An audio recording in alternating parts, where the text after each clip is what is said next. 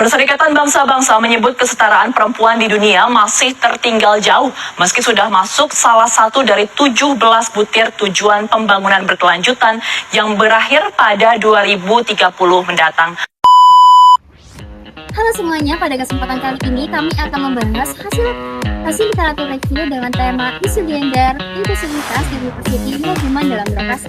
Fokus kajian kami adalah kesetaraan gender, representasi perempuan, serta inklusif dan tepat. Halo semua, perkenalkan nama aku Alfianur Alin, biasa dipanggil Alin dengan NIM 362. Pertama-tama perlu kita pahami konsep dasar kesetaraan gender dan inklusivitas dalam birokrasi.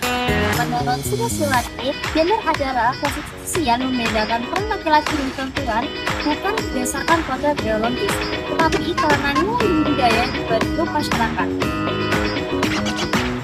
Sedangkan Nanang Hasan Sumanto menjelaskan bahwa ketimpangan gender muncul dari budaya patriarki yang telah berlangsung turun-temurun, di mana laki-laki dipandang lebih dominan dalam ranah publik, sementara perempuan cenderung ditempatkan pada posisi domestik dalam konteks birokrasi. Pandangan ini masih sering tercermin dalam kebijakan maupun praktik kerja, di mana jabatan strategis lebih banyak diisi oleh laki-laki. Halo semuanya, perkenalkan nama saya Diva Amelia, biasa dipanggil Diva dengan NIM terakhir 357. Selanjutnya kita beralih pada faktor penyebab kesetaraan gender dalam birokrasi publik. Berdasarkan hasil penelitian berbagai ahli, terdapat beberapa faktor utama. Nah, yang pertama yaitu faktor budaya dan sosial. Budaya patriarki yang masih kuat menyebabkan munculnya stereotip bahwa perempuan dianggap kurang cocok menduduki jabatan yang strategis. Nah, pandangan ini diperkuat oleh penelitian dengan nama Rahmawat tahun 2023 di pemerintah yang menemukan bahwa semakin tinggi yang jabatan ASN, semakin sedikit perempuan yang menduduki. Fenomena ini dikenal dengan istilah glass box atau tembok terlihat yang membatasi ruang gerak perempuan di dunia kerja birokrasi. Selanjutnya yang nomor 2 yaitu faktor organisasi dan struktural. Menurut Muhammad Luki dan rekan tahun 2021, birokrasi pemerintah memang telah memberikan kesempatan yang sama antara perempuan dan laki-laki dalam promosi jabatan. Namun dalam praktiknya masih terdapat kesenjangan. Perempuan ASN sering berkendala pada jabatan eselon tinggi karena terbatasnya akses terhadap pelatihan kepemimpinan dan minimnya kebijakan afirmatif di level daerah. Nah, yang terakhir ada faktor kebijakan publik yang bias gender. Menurut hasil penelitian oleh Women Research Institute tahun 2005 menunjukkan bahwa sejak era otonom daerah banyak kebijakan di tingkat lokal yang belum sebetulnya responsif gender. Banyak peraturan daerah yang masih memandang perempuan hanya dalam konteks domestik seperti urusan rumah tangga, kesejahteraan keluarga, bukan sebagai aktor penting dalam perumusan kebijakan.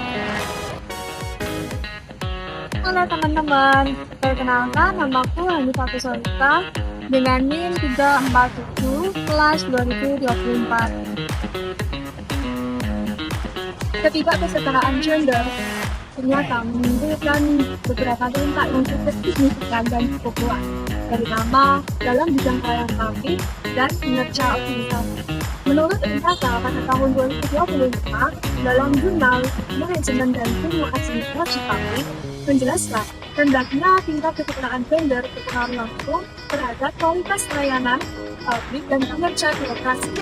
Karena pada proses pengambilan keputusan, jika masih didominasikan oleh kaum laki-laki, kebijakan publik yang dihasilkan cenderung kurang inklusif dan tidak sepenuhnya memperhatikan kebutuhan kelompok lain, seperti perempuan, anak-anak, dan para penyandang disabilitas. Sebaliknya, organisasi yang menerapkan prinsip kesetaraan gender terbukti akan lebih berorientasi dan lebih adaptif serta berorientasi pada kebiasaan masyarakat. Selain berpengaruh terhadap birokrasi, ketidaksetaraan gender juga menimbulkan beberapa dampak sosial yang signifikan. Perempuan yang tidak memiliki ruang dalam birokrasi akan sering kali kehilangan kesempatan untuk berkontribusi banyak Nah, hal ini berjalan dengan penelitian berdasarkan KPI pada tahun 2023 dalam jurnal Focus on Business. Ternyata di Indonesia, khususnya di Kabupaten Goa, menunjukkan bahwa pemerintah daerah telah membuka peluang jabatan formal bagi perempuan. Meskipun masih terdapat beberapa hambatan berupa stigma sosial dan beberapa beban ganda antara peran publik dan peran Halo semuanya, perkenalkan nama aku Nadia Janita Kasok, bisa dipanggil Nadia. Saya dengan link terakhir 345. Berdasarkan hasil literatur yang saya temukan, juga mengupayakan ada beberapa upaya positif dan arah kebijakan yang mulai menunjukkan arah kemajuan. Misalnya dengan beberapa contoh, yakni yang pertama adanya gender mainstreaming pada lembaga kementerian maupun instansi terkait. Yang kedua ada penerapan kebijakan 50% dan serta adanya gender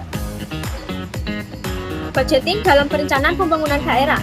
Namun, keberhasilan kebijakan tersebut sangat bergantung pada pimpinan instansi dan kesadaran para ASN bahwa pentingnya perspektif gender dalam setiap tahapan proses birokrasi.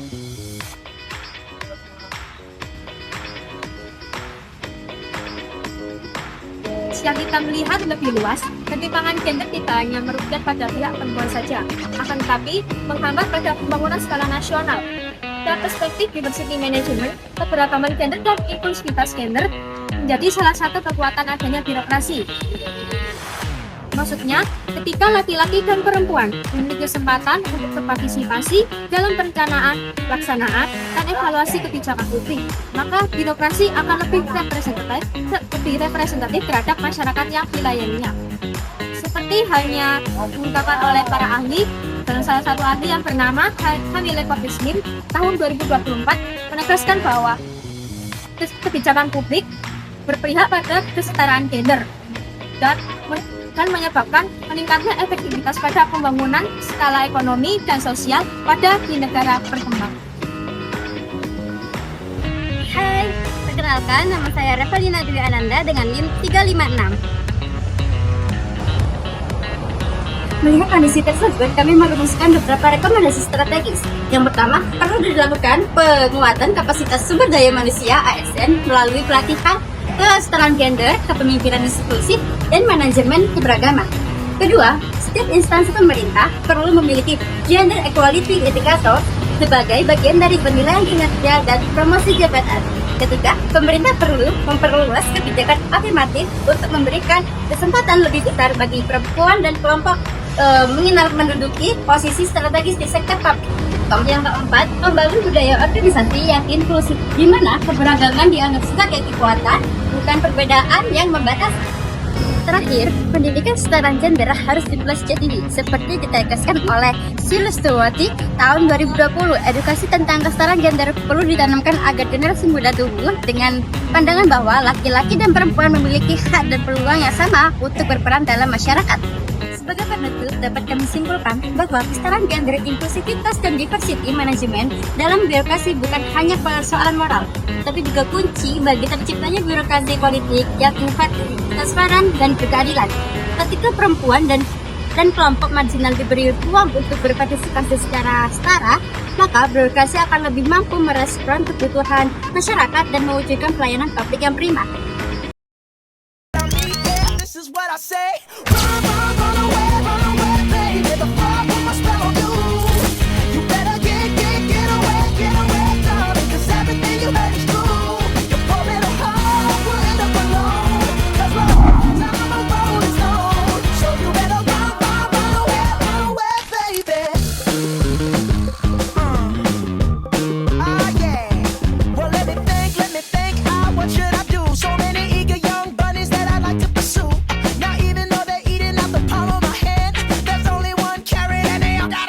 I love you so, hey, that's what you'll say.